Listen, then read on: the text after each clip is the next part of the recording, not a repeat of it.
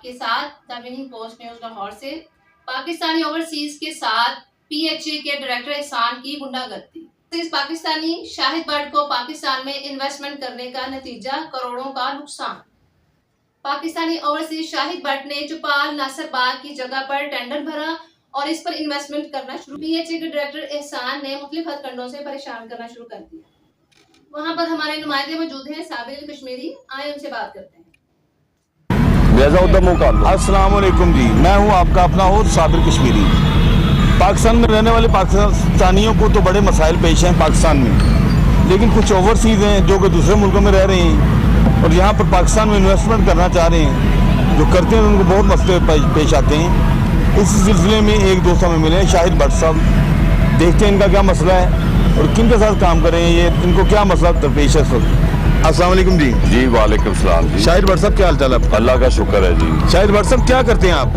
मेरा नाम शाहिद भट्ट है। मैं यहाँ पर बिग मैन पिज़्ज़ा के नाम से पिछले 16 साल में काम कर रहा हूँ पाकिस्तान में। हाँ जी, पहली ब्रांच मैंने शादमान में खोली थी, उसके बाद मैंने गुलशराबी में। ठीक है, 2 हो गई। अल्लाह का शुक्र है, अभी तक तो सब कुछ ठीक चल रहा था। ये जो मेरे पास अब प्रॉब्लम है वो मैंने जो है ना, ये टेंडर आप लोगों के सामने है।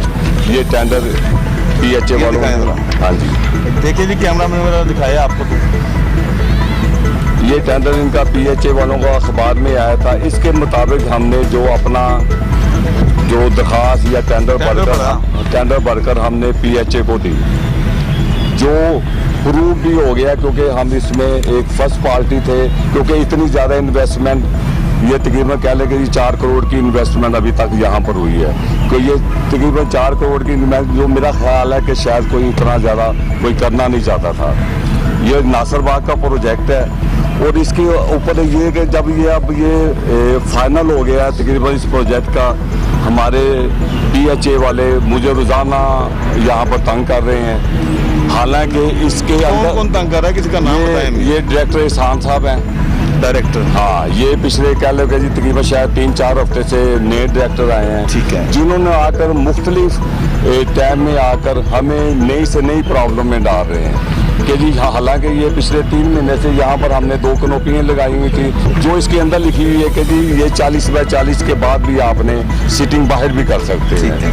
हमने ये बनाई थी, ये बिल्कुल फ्रंट के ऊपर हमने एक बारबेक्यू का सेटअप लगाया हुआ था कि जी जो इन्होंने डिमॉलिश करा दिया है। डिमॉलिश करा दिया, आपने टेंडर भरा है? हाँ जी, जो इन्होंने डिमॉलिश कराने के बाद ये कहा है कि जी आप इसे उठाकर पीछे ले जाएं और हम उस बारबेक्यू सेटअप को बैक साइड पर भी ले गए हैं। लेकिन ये एहसान साहब दोबारा आए हैं, उन्होंने कहा जी आपने पीछे भी क्यों बनाया है। यानी कि मुझे असल में इस बात की समझ नहीं आ रही कि जी जो अफसरान हैं वो अपनी कमिटमेंट के ऊपर ही नहीं खड़े होते कि जी मैं ज़्यादा बातें करना ही नहीं चाहता। सिर्फ ये कहता हूँ कि जी सिर्फ इन्होंने जो अखबार के अंदर दिया है, एक तो ये मेरे प्रोजेक्ट को देख नहीं रहे सही तरह से, क्योंकि ये एक रेस्टोरेंट का प्रोजेक्ट नहीं है, ना ही ये प्रोजेक्ट एक कैंटीन का प्रोजेक्ट है। इसके ऊपर देख लें आप, बिल्कुल साफ लिखा हुआ है फूड कोर्ट के लिए। फूड कोर्ट का मतलब होता है कि तकरीबन हर किस्म का फूड यहाँ पर तैयार होगा।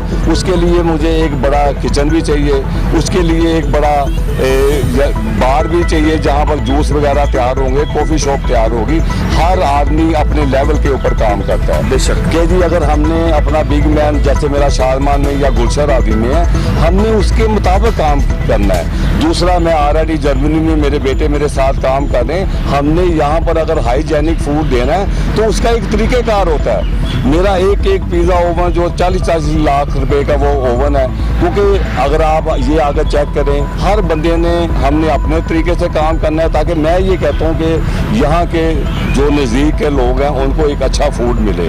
लेकिन जब ये मुझे बिल्कुल यानी कि पाबंद करना चाहेंगे कि जी मैं बिल्कुल छोटे हिस्से में काम करूं, तो मैं कैसे हाइजेनिक फूड दे सकता हूं। दूसरे तौर पर जब हमने इनके खिलाफ जब ये मुझे जवाब नहीं दे रहे थे, तो मैंने हाई कोर्ट में रिट की थी। ठीक है। तो हाई कोर्ट ने जब इनको कहा गया कि जी ये भट्ट साहब को आप ये जगह दें, उसके बाद इनका जो तरीक़ेकार था मेरे साथ मिलने का, वो एक तरह ये कह लो कि दुश्मनों वाला हो गया।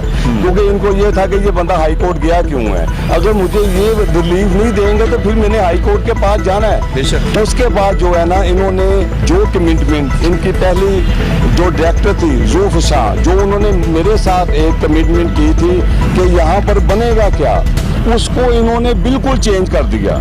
इन्होंने चेंज कर दिया, उन्होंने एक मखसूस नक्शा मुझे दे दिया। आप सिर्फ इस नक्शे को और इस टेंडर को सिर्फ आप मिला कर देखें कि जो चीज़ें इस टेंडर के अंदर है वो इस नक्शे के अंदर है ही नहीं है। अगर इसके अंदर पार्किंग लिखी हुई है तो इसके अंदर मुझे आप पार्किंग दिखाएं। अगर इसके बाहर लिखा हुआ है कि जी आप रेस्टोरेंट के बाहर भी सीटिंग कर सकते हैं तो इसके अंदर मुझे आप सीटिंग दिखाएं। यानी कि ये नक्शा देकर उन्होंने अपने आप को ये पाबंद करना चाहते हैं, मुझे तंग करना चाहते हैं कि ये प्रोजेक्ट छोड़ दूं। मुझे बेशक सुप्रीम कोर्ट भी जाना पड़े, मैं अपने लिए फाइल लड़ूंगा, अपने ओवरसीज के लिए फाइल लड़ूंगा कि जी ये हमारे साथ ज्यादती नहीं कर सकते। अच्छा मुझे ये बताएं शाहिद साहब, आप इतना खर्चा कर रही हैं, ये महकमा आपसे नाराज हो गया है जी, ठीक है, क्या फायदा पाकिस्तान को इससे, ये बताएं। आपसे पाकिस्तानियों को क्या फायदा, पाकिस्तान को क्या फायदा है? आप सिर्फ दो चीज़ें देखें। एक चीज़ है कि जी हम बाहर से पैसा लेकर आ रहे हैं। मैं हमेशा से सियासी लोगों को भी हमेशा यही कहता हूँ कि जी जो बड़े इन्वेस्टर है, बड़ी इन्वेस्टर होते हैं, जैसे गोरों ने आकर इधर कंपनियां लगाते हैं, वो डेली बेसिस के ऊपर पैसा वापस लेकर जाते हैं। जो पाकिस्तान के जाओ, जैसे मैं इधर पैदा हुआ हूँ, मुझे इस मुल्क से लगन है। मेरी लगन का मतलब ये होता है कि जो पैसा मैंने इधर कमाना है मैंने इधर ही लगाना है। अगर मेरे पास मेरे बच्चे यहाँ बिजनेस करेंगे, गोरों के बच्चे या बाहर की जो इन्वेस्टर है वो नहीं करेंगे। इसीलिए मैं हमेशा कहता हूँ कि जो आपका लोकल इन्वेस्टर है, जो लोकल ओवरसीज है, आप उसको ज़्यादा सहूलतें दें। बल्कि उन्होंने सहूलतें क्या देनी है, ये देखें कि ये तंग किया जा रहा है। जो चीज़ें आपके साथ डन थी वो इन्होंने ख़त्म कर दी है। आपके पास ये नक्शा मौजूद है जो इन्होंने मुझे भेजा था। आप इसके अंदर सिर्फ ये बता दें पार्किंग कहाँ है, बच्चों का प्ले लैंड इन्होंने मुझे कहा था, इसके ऊपर लिखा हुआ बच्चे का प्ले लैंड इन्होंने इसके अंदर कहाँ बना कर दिया कि ये बच्चों का प्ले लैंड यहाँ बनाए। अगर आप मेरे कैमरे मैन अगर आपको दिखाए तो अच्छा। और फिर सबसे बड़ी बात है कि जी ये लोग हर चीज़ का हल होता है। इन्होंने एक मतलब भी मुझे ये नहीं कहा कि जी हमारे साथ बैठें और बताएं आप करेंगे क्या। यानी कि प्रॉब्लम असल में ये है कि जब ये लोग हमारे साथ बैठेंगे नहीं, करेंगे नहीं, तो किसी भी चीज़ का कोई हल नहीं है। ऐसी है। मज़ेदार बात ये है कि इनको पता होना चाहिए कि ये क्या चीज़ थी जी, और ये क्या चीज़ दी इन्होंने आपको। बिल्कुल, दोनों चीज़ें अगर साथ रख लेना तो ये इसका जवाब ये आप इन लोगों से लें। हाँ जी। कि जी मैं तो सिर्फ मीडिया तक आवाज़ उठा सकता हूँ या कोर्ट तक जा सकता हूँ कि ये मेरे साथ नाइंसाफ़ी हो रही है।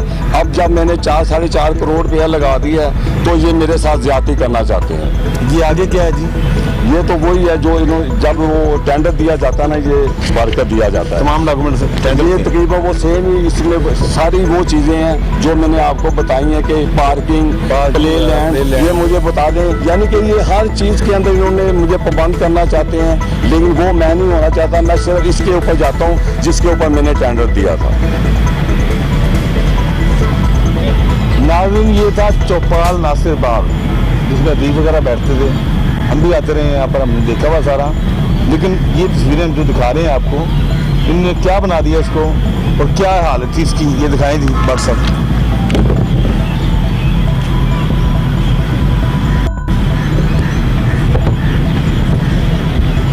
मतलब ये भूतों का घर था जिसको इन्होंने अपने पैसे से खर्च के, अपने पैसे खर्च करके इन्होंने इसको यहाँ पर फूड कोर्ट बना दिया। ये छत की हमारी वीडियो हमारी चली हुई चैनल पे पहले भी, यहाँ पर बंदा नहीं घुस सकता था।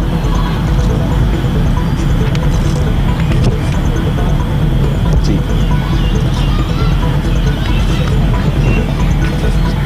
लो, ना कोई ईंट सलामत थी, ना कोई नजर आती थी जगह, ना पाँव रखने की जगह थी।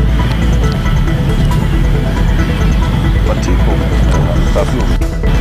हाँ जी भाई साहब, आप क्या कहना चाहते हैं आला हुकाम से और PHA के सरबराहान से और हमारी अदलिया से और हमारी वज़ीर पंजाब मरीम नवाज साहिबा से? मैं पहले तो PHA वालों को कहना चाहूँगा कि उनको इस चीज़ की समझ आनी चाहिए कि जी जो बाहर का इन्वेस्टर है उनको तो ये लोकल बंदों के साथ भी ज्यादती नहीं करनी चाहिए। लेकिन मैं ये आपको बड़े वसूख के साथ कहना चाहता हूँ, इनके कागजात आप चेक करें, अभी भी इनके बहुत सारे प्रोजेक्टों के ऊपर स्टे ऑर्डर हैं। स्टे ऑर्डर का मतलब क्या है? स्टे ऑर्डर का मतलब है कि ये लोगों के साथ सही तरीके से काम नहीं करते, जिस वजह से जो है ना लोगों को स्टे लेने पर मजबूर किया जाता है। अगर ये उनके साथ बैठकर या जो लोगों ने इनके साथ प्रोजेक्ट छोड़े हैं उनसे भी आप इंटरव्यू कर लें, उनसे पूछ लें कि कोई भी जो लोग इनको छोड़ कर गए हैं, कोई बंदे भी इनके साथ सही तरीके से नहीं जा सके। यानी कि इनका मतलब ही कोई नहीं है कि ये अच्छे तरीके से काम कर सकें। मैं तो वज़ीर आला साहब से भी यही दरख्वास्त करूँगा कि जी हम ओवरसीज़ जो हम बाहर से पैसा लेकर आए हैं या ऑलरेडी बाहर से हम ऑलरेडी इस वक्त हम अब 40 से 45 लोग हैं जो बाहर से काम कर रहे हैं पंजाब के अंदर, अरबों रुपए की इन्वेस्टमेंट की हमें तोहफ़ा दिया जाए।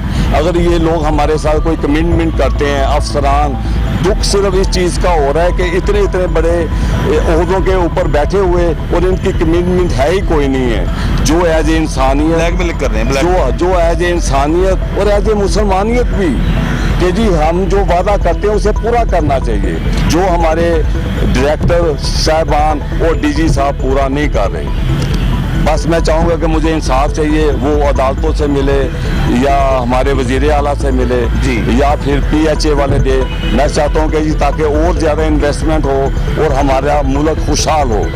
बहुत शुक्रिया जी, बहुत मेहरबानी। ये शाहिद भट्ट साहब थे जो कि पाकिस्तान में बाहर से पैसा लाकर इन्वेस्ट कर रहे हैं, जिनको यहाँ पर तंग किया जा रहा है। अब देखते हैं आला हुकाम क्या करते हैं इनके बारे में। साबिर कश्मीरी कैमरामैन टीम के साथ, विनिंग पोस्ट लाहौर। मेहरबानी।